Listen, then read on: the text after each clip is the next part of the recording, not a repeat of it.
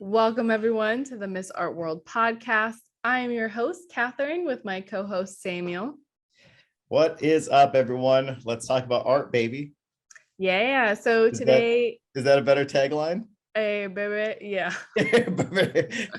Let's talk about art, baby. So I think your opening line should just be something new every time. Like, it's not consistent, and then one day I'll edit all your opening lines together, so it's just you saying weird things to art people. Well, there's no art people. That one makes more sense than what up, T-Pain. That's true. So today we are talking about news articles again, with no special guests. It's just gonna be Samuel and I chatting it up about what is going on in the art world.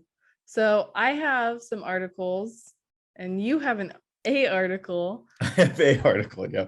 We don't know each other's articles, so this could be a shit show and just have one news article between us. Well, I have plenty of other stuff we could talk about too. About life, the meaning of it. What is art? What is art? Actually, yep. I like it. So what's your news article, Samuel? So mine is the big thing everyone's talking about, which is Gene Haaning. Is that his last name? Haaning. It says Haaning. I was Haaning. I think so. Haaning. Yeah. Haaning. I have the same news article, but it's interesting.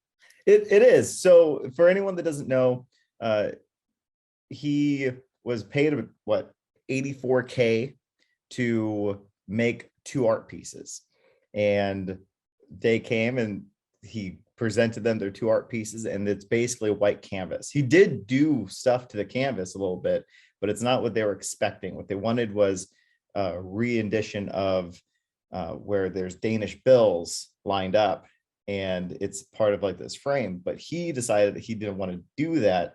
He's going to create a better art piece for him. And he then titled those 2 blank canvases, "Take the Money and Run," which I think is what the art museum is even more upset about. Because I think the title. Yeah, I think it's the title. But reading what Haaning said, that he made them something worth more money than what how much they gave him. I think he's right. I mean, this art piece, as we always talk about, art's not just something you painted, but it's something that has like feeling and a story behind it. We're in love with artists that have that story. That's why we like Banksy and things like that. So he's created this really unique story behind those 2 pieces. And now those 2 pieces, even though they're blank white canvases, they are worth more. In my opinion, they're definitely worth more. So I know the museum is upset and trying to get their money back from them, but I don't think they're going to, because it's art, and art's very subjective anyways. And those 2 pieces are this weird movement in like our art history right now, which I can elaborate more, but go. Did I miss anything? I was just gonna add to it that it is a Danish artist, and the museum that we're talking about is the Knudsen. I didn't write it down because I was like, I don't know how to say that word. I barely know how to say the artist's last name. I decided that my professional superpower would be knowing how to say everything. Like, how useful would that be? So your superpower is just being able to read? Yes. It's just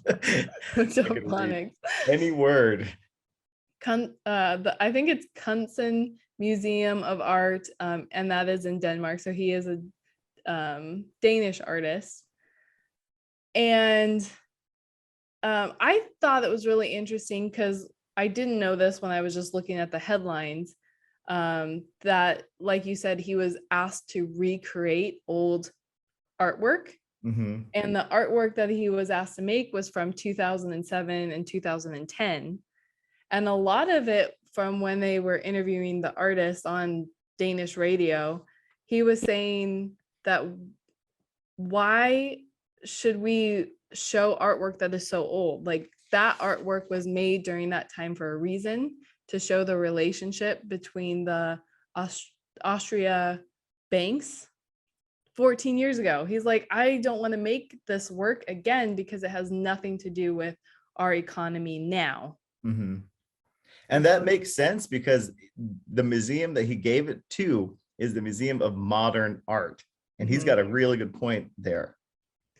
And he was saying that he was frustrated because to reproduce these two pieces, he would have to shell out $4,000 of his own money each piece. Mhm. And so he was saying that he was frustrated to have to use his own money.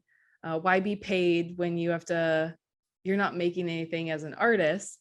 And he was saying that he encourages other people who are in the same situation where you have this great project, but it's miserable working conditions. And so instead of doing the project and putting your own money into it, just take the money and run. Well, As almost a form of protest. and that's, I think, what art right now, especially with all the artists, big artists that are going around, I feel like we're in this unique period in art history, and we'll look back at it going, oh, there's this dynamic between artist and money. And like Banksy and things like that don't think art should be sold, or don't think art really has a price value. And as the consumer, because we're a consumer society, we want to be able to put a price on it so we can own it and call it ours, but art's for everyone. So now we have this weird dynamic of artists are almost rebelling against the idea of money. And this is, I think, his too, like take the money and run. Like he gave them two amazing art pieces, but they're upset about it. But he took the money and, didn't give them what they wanted, because art isn't necessarily a consumer good. Yeah. I always think art has a weird relationship with money, or at least artists do, because the whole idea of a starving artist, they're doing art because they have to do it, not because they want to make money off of it. But then they get to that point where they are successful and people are willing to pay them for it. But obviously in this artist's case, he wasn't feeling like he was being paid enough money to be able to reproduce the pieces. And that was his form of protest. Yeah. So it was a really interesting article, because it's actually really funny. Just the title of it, "Take the Money and Run," two white canvases. Like, it's a brilliant idea, and it's, I think, something that's going to, when you go to a museum 10 years, you're going to want to see that piece, so you can be like, oh yeah, this piece has that story behind it. I didn't realize that he did things to the canvas. I thought they were just blank canvases. There's like white paint kind of on it. They keep saying it's a blank canvas, but when you look at the pictures, it's not a blank canvas. And the museum has it up, hanging up right now, so you can go see it. Did you see what the museum called the exhibit? It's called "It Worked It," or they called it "Work It Out." Work it out. That's pretty funny. And the artist was saying that the work that he took, so he's saying it's not a theft, it is a breach of contract, but the breach of contract is a part of the work. So, because my whole thing was like, why did the artist even accept the contract if he knew that it wasn't an acceptable contract for the work that he was being asked to do? But if he went into it knowing that he was already going to use the strategy, then he must have known ahead of time that he was going to do this. Well, it would have been really funny if he, on the back of the canvas, he put the contract and just highlighted the parts that he breached. So then it's part of the art as well. Yeah, but I think you're right. I doubt that the museum is actually going to take legal action because they do have two pieces and it is getting so much attention Hmm.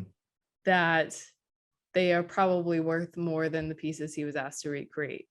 Oh yeah, just like I'm gonna bring up that Banksy article one that got shredded.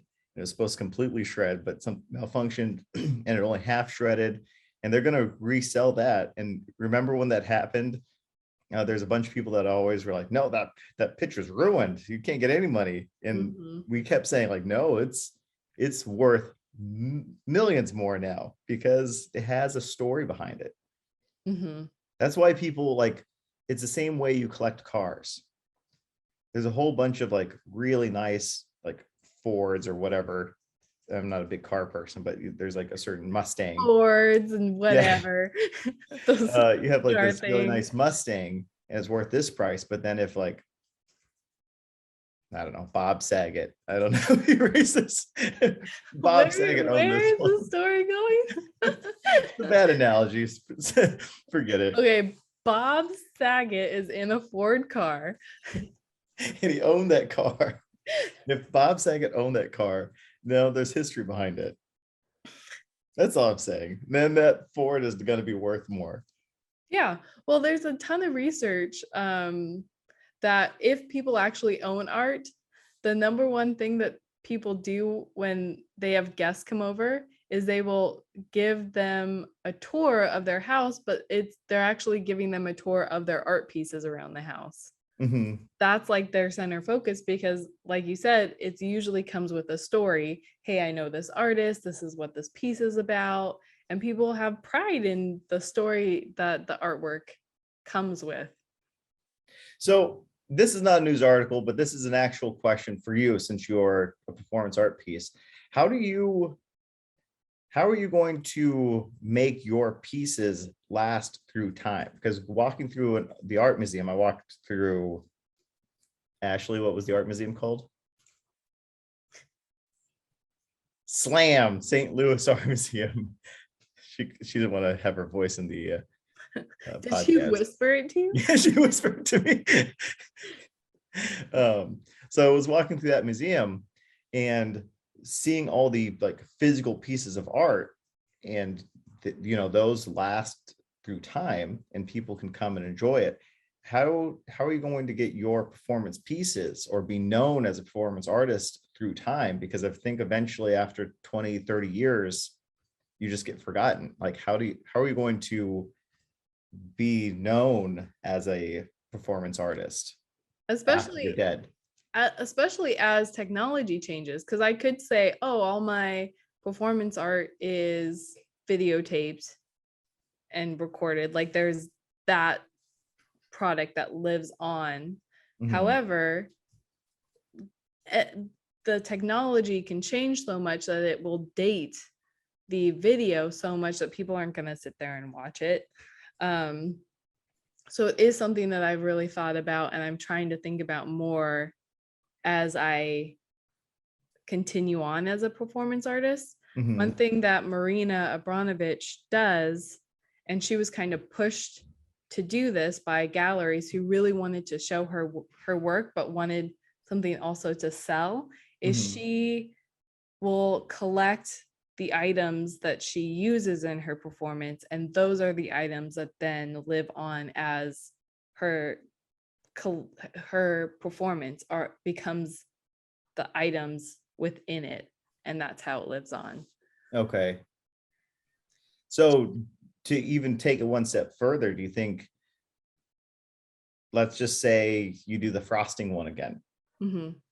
and then you collect all that frosting on a blank canvas and you smear it into this, and you make art and then have it harden, then that could be your art piece Totally that could. represents that. And it's a great idea. The only problem with that is because it's frosting, it will disintegrate over time. Oh, you can lacquer it or like put a film around it, I guess. You could encase it, but who knows what will happen to the frosting under it.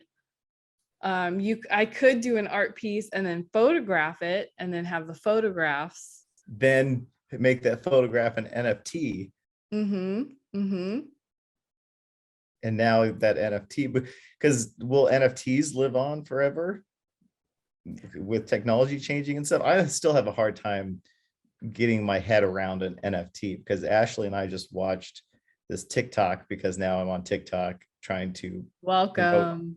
promote my business. And I just realized it's a dark hole of, you get on TikTok, the Chinese government knows how you, because it's a Chinese program. I don't want to sound racist, but it's a Chinese program that just has such good videos, and you're just like stuck, and they go so fast, and it's just like, you can waste so much time on it. It's so Yeah, bad. it's so bad. But we watched one about NFTs, and it's about the eagle. It's a epic eagle, and he was saying they sell them for 20 bucks, or not 20 bucks, $200, and they said in like 6 months you can resell yours for triple that amount. Like, and his example was like this lazy monkey ones did the same thing, and now they're selling for $10,000. Mhm. But that's again that weird relationship we're having with money and art. So is this considered art at the end of the day, or we're going to have two big separations where one is what the artists believe is art and what the common people believe is art, because they can put a value behind it. Mhm. And this, they'll become a part of art history, but I think there'll be two big branches of it, where Yeah. it's not necessarily the traditional art, but art that's not supposed to be for money, and there's art that is just money. Because the eagle thing's cool, and they're kind of cool looking pictures, but I don't think it's worth $10,000. It's nowhere close to that, especially if I can take a screenshot of it and now I can put it on my wall. Mhm. And one thing that helps me sleep at night as an artist who's just doing weird performance art that's not selling anything, is I could easily make art that sells. I could paint Humble brag, geez. cows on a farm and make a good amount of money.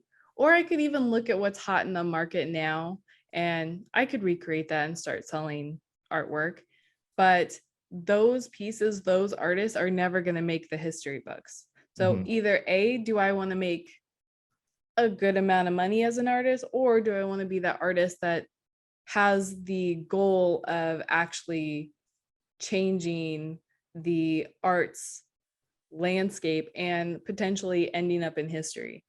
It's likely I'm not going to, but that's the kind of art I want to make, something that actually has meaning and is for art for art's sake, rather than making a few bucks and calling my career pretty good, rather than potentially having a dynamic career that people actually care about, that Yeah. art cares about, rather than the art consumer that likes to buy monkeys. What are they called? It was like Lazy Monkey, or Lazy the monkey. new one's Epic Eagle. I looked it up today because I was like, oh, I should look it up. And this morning when I looked it up, they're all sold out. But Oh, I don't really? even know how to buy it. Do you have to do cryptocurrency to buy these stupid things, or can it be real cash? I want to play cash. And is it just an email? Like, it's so mind-boggling, especially if you're not into doing all the software stuff, that even some of the words they throw out, you're like, I don't know, sure. Mhm. Well, and you kind of think like, if it's hard for you, then it's got to be hard for most people. How are all these people buying NFTs Yeah. if it's difficult? Well, I feel like there's a certain limit that we'll get a whole bunch of NFTs and then they won't be worth anything. The market will be so saturated with them. But as of right now, it's like the unique, like cool new thing. So people want it. Yeah. But I don't know. It's a weird concept. So your next thing is to maybe make art from your pieces. Do you have any performance pieces that you're working on now or toying with? So I Yes. And it failed when I was trying to do it. So I needed to redo it and try and do it. But what I really want to do is I want to encase a crown in a block of ice to where it's floating in it. Mhm. And then I want to wrap my warm body around it and try and get it to melt. Oh, So, geez. so, so I can get the crown out. Because it's this pursuit of beauty, this impossible beauty that causes your body pain and anguish and frustration. And so I want to do that, but I tried doing that in our freezer, and what I had a ice chest, and the way to freeze ice to where it's clear is to not have a top over it. So you have an open container of frozen Oh, ice. I had the crown set in there and strings hanging it up so it will freeze in the middle. Everything was going super smoothly. I did not account for water expanding when it is frozen. Didn't know that. So it leaked over the top and then froze the ice chest to the bottom of our freezer. I also midway decided that the water, instead of being water, it should be water, but with food coloring. So I put red food coloring in the water. So now it looks like blood. So it froze. And then I thought it was completely frozen and asked Tyler to get it out. I had a deadline I was working towards. So he was like trying to get this frozen ice box out of our freezer, and because it was frozen to the bottom, it cracked and all this water started pouring out of the because it wasn't solid. And Oh now no. our freezer looks like I murdered someone in there. So I was like trying to clean it up, like taking all this blood water out of it. And it's basically we have to take out all the food and then unplug it, and then I have to clean it because even the ice up the side of the freezer is all red now. Oh no. But from that piece, I could use the crown as the product that lives on. Mhm. Hmm. But yeah, I don't know. I'd like to get back into painting, and I have a couple ideas of how I want to do that too. So yeah, I just need time, Yeah, I know. There's not enough time to do time it and money. unless you quit your job and then just do art. Hmm.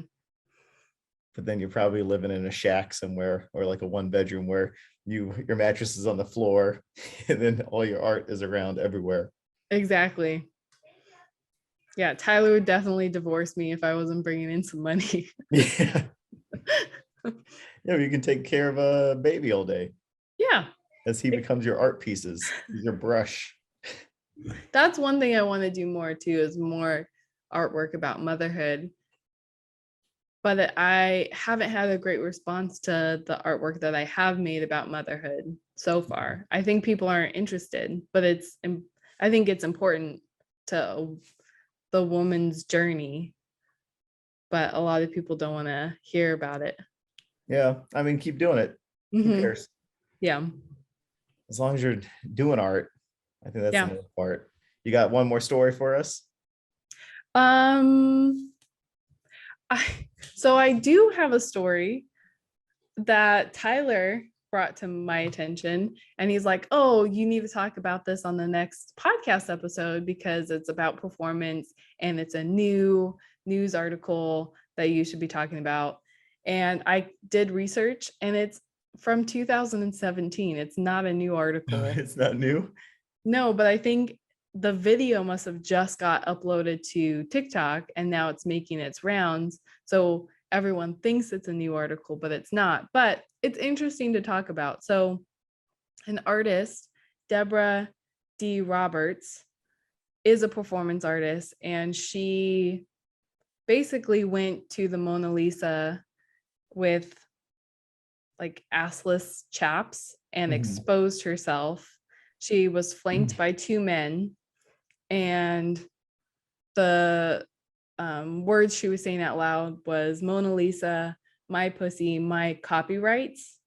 And she kept yelling this, and then basically got arrested for indecent exposure. Mhm.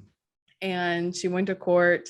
They said she was innocent because she's an artist and it was part of her art practice. Mhm. But they gave her like 100 days of volunteer hours. But her idea was mutiny, and mutiny in an artistic act was why she did it. But what I think is interesting is why the Mona Lisa? Yeah, I don't. And what was she saying? My pussy, my copyright? Yeah. It's another weird thing to say in front of a random paint. It's not I guess it is random. It's random painting, but why? So Yeah. weird. Well, it's so weird. And I read articles like this. I'm like, oh, is this why people think performance art is weird? Because you're just A, getting naked, A, shouting in public at a public place that should be, I don't know. So it's on TikTok now, and now people think it's a new. Yeah, the whole her interacting with the security guard and the security guard having to like pull this half naked lady away from the Mona Lisa is what TikTok is interested in, because Who she's filmed it? it looks like someone from the crowd, but it might be Okay. someone working for her that was like, hey, I'm doing this performance, come record it for me. Yeah. But Huh. I just thought it was interesting too with your question on how performance can live on. This is a pretty old performance, but now it's just starting to gain momentum again because Because of of social media, TikTok. Mm-hmm. which is what or how performance art could actually live on, Mm-hmm. being uploaded, and I guess it has to be video. Mm-hmm. Yeah. And it's a cool idea if it was not from someone that was working with her, but from random people, because that's what performance looks like to the outside observer Yeah. from different angles and whatnot. And that's totally possible with everyone having a cell phone now. Oh yeah, Mm-hmm. because there's so many times you see something horrible happen, and all of a sudden you see all these people just, instead of going to help, they just pull out their phone like, oh yep, I'm going to record this instead of go help that person that needs help. Yeah, yeah, it's weird. Mm-hmm. But there's performance art has this idea of you are just a naked artist, like it's an artist doing something naked, Mm-hmm. which is a lot of power in nudity, but sometimes I think it's used merely for the purpose of attention. Like um, Ryan's performance that we went to Mm-hmm. at Tag Gallery, Ryan Hennessy, he got nude and then broke items on the wall. Am I Yes. reading this right? What Yeah. items were they? Was it a he canvas? he he did all these. They weren't canvases, they were like tile, and he broke them apart that said different things, and then there was like stuff underneath the tile as well. And it was about relationships and love and loss. Mm-hmm. And I think And being exposed. yes. And I think in that sense, the nudity makes sense. Like there's a reason where you're just like, this is who I am. And you And being. feel that way. You feel so exposed when you're going through heartbreak. Mm-hmm. Whereas this, I'm like, and maybe I don't know enough about her work, but I'm like, are you, I don't know. I don't want to say anything that gets me in trouble later, and I'm just not getting the concept as Yeah, quickly. I mean, do more research. Let's bring it up next time to a random artist that we're interviewing. Yeah. Hey, how do you feel I feel about my about pussy and getting, copyright. yeah, about getting naked in front of the Mona Lisa? Mm-hmm. Well, you ready for plugs? Yeah. You want to do them or you want me to do them? Oh, I mean, personal plugs. I was gonna say, because you've been asking me like what plugs I should be Mhm. doing. I keep going, I got that website. So I have updated my website. So um been talking about writing poems and prayers and stuff like that. So I just go through old notebooks now, and I've been posting them up on the samuelcooksey.com website. So if you're interested in reading any of that stuff, it's up there, along with the 2 free chapters of the old book, not the renewed one. And then, hopefully this next week, the redone first book will come out. Very cool. You making money moves, man. That's cool. Well, summer's over. Okay, so you have time. I have time. Yeah.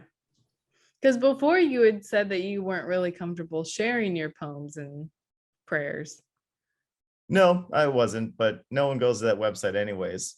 I've had 0 people go to it, even though I've been mentioning it here. So it's all good. So it'd be a nice place to keep it without keeping these notebooks around, because I like to keep the notebooks, but they're full of like random notes as well. So, and it was kind of cool to go back and read some of the old ones. Mm-hmm. That's cool. So Samuel Cooksey project, Nope. just samuelcooksey.com. Mm-hmm. Okay. That's all the writings. Eventually, I'm going to merge. My goal is next week to start doing the podcast and just do a quick 30-minute one in the morning, knock them out and upload them, and then have that started again. Because I've been listening to this, a couple different things about being consistent and how important it is, and how it's just getting started again is the hard part. And I think that's what's holding me off from doing it, because I feel like I need to keep the same structure and stuff like that. But with just being open and doing it, you'll get that voice, and with that voice, it'll become easier. Mm-hmm. Kind of thing. Yeah, I think starting a project is one of the hardest things. The hardest step. Yep. So I'll be continuously uploading any poems I have. Well, I got some really old ones, and a newer one that I'll be posting up some newer ones. Anyways, that's it. Very cool. What's your plugs?